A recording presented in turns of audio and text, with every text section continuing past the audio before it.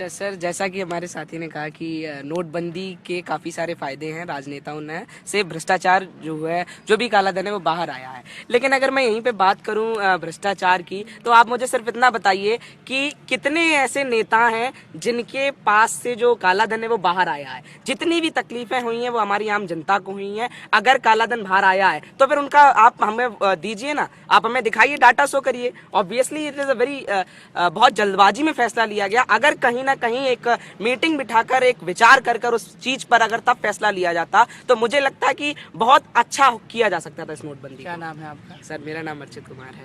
अर्चित, आपको कौन सा पॉलिटिशियन पसंद है? सर, मेरे को सुश्री मायावती जी पसंद है। मायावती पसंद है।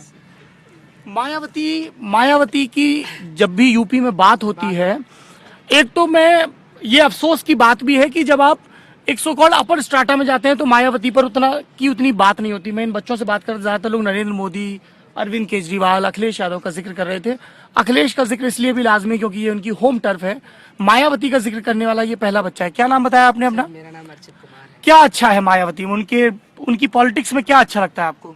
अगर मैं मायावती जी की बात करूं तो सबसे पहले उन्होंने सबसे अच्छा काम ये किया कि जो दलित वर्ग है, जो पिछड़ा वर्ग है, उसका प्रतिनिधित्व वो अधिकतर करती हैं। और ऐसी बात नहीं है, वो सभी को साथ में लेकर चलती हैं। अब मैं कई सारे लोग यहाँ बैठे थे, अरविंद केजरीवाल की बात चल रही थी, तो सर मैं बताऊं वो एक ऐसा बंदा है जिसने IIT क्वालिफाई करने के बाद वो पॉलिटिक्स में गया है।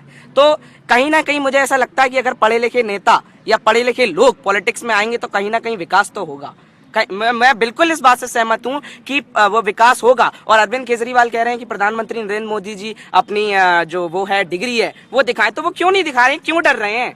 मेरे को ये नहीं समझ में आ रहा है। अगर आप मैं ये भी बिल्कुल सही सत्य बात है सर कि अगर कोई पढ़ा लिखा व्यक्ति पॉलिटिक्स में जाता है तो 100% विकास होगा, क्योंकि वो पढ़ा लिखा है, वो पढ़कर आया है उन चीजों को। यही मैं कहना चाहूंगा सर। ये सरप्राइजिंग है, अच्छा भी है। राजनीति में विरोधी विचारों का होना बेहद जरूरी है एक अच्छे लोकतंत्र के लिए। एक ही जमीन पर गेहूं भी उगे, गुलाब भी उगे। अर्चित, आपने जो कि बहुत समझदारी से बात की, बाकी बच्चों ने भी की, एक सवाल पूछना चाहूंगा। आपको मायावती अच्छी नेता लगती है? मायावती के आलोचक ये इल्जाम लगाते हैं कि उनके राज में पत्थर की मूर्तियां, पार्क ये ज्यादा बनते हैं, बाकी आम जनता के लिए काम नहीं होता है। बिल्कुल सर। सर, अगर मैं बात करूं दलित वर्ग की, तो जो अपर कास्ट पीपल हैं, अगर मैं कुछ समय हिस्ट्री में जाऊं तो अपर कास्ट पीपल ने लोअर कास्ट पीपल पे बहुत ज्यादा जुल्म किया। तो उनके पास कोई ऐसी जगह नहीं थी जहां पर वो घूमने जा सकें। उनके पास कोई ऐसे स्थान नहीं थे जहां पर वो ये कह सके कि हाँ ये जगह मेरी है, मैं यहाँ पर अपनी मीटिंग कर सकता हूँ, यहाँ पर मैं खुली आजादी के साथ मैं यहाँ बैठ सकता हूँ। तो वो अगर पत्थर की मूर्तियां बनाई हैं, अगर वो पार्क बनाया है तो सिर्फ उन व्यक्तियों के लिए बनाया है। अगर उन्होंने मूर्तियां बनाई हैं तो सारी मूर्तियां नहीं बनाई हैं, उसमें हमारे सभी नेताओं की मूर्तियां बनाई हैं। तो सर मैं यही कहना चाहूंगा कि वो एक ऐसा स्थल बना दिया उन्होंने जहां पर हमारे लोग, हमारे पिछड़ी जाति के लोग वहां पर खड़े होकर, वहां पर बैठकर उन विचारों पर अपने विचार प्रस्तुत कर सकते हैं खुली आजादी के साथ। एक सवाल मेरा अर्चित से है, मैं इस मोह को छोड़ नहीं पा रहा हूँ।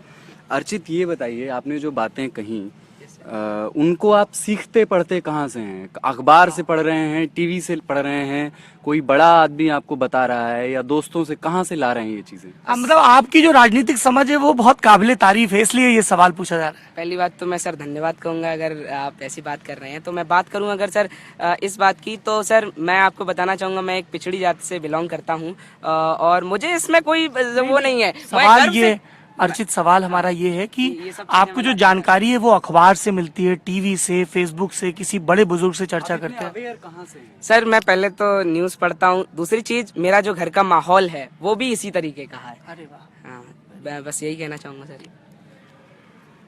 दिल्ली में बैठे सियासी पंडितों ने बसपा को लगभग खारिज कर दिया है।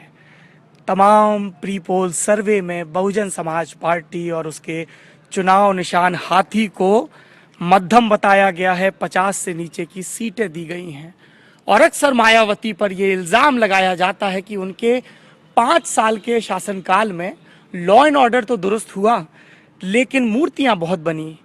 ये बच्चा मैनपुरी का अर्चित, इसने इतना ठोस जवाब दिया है।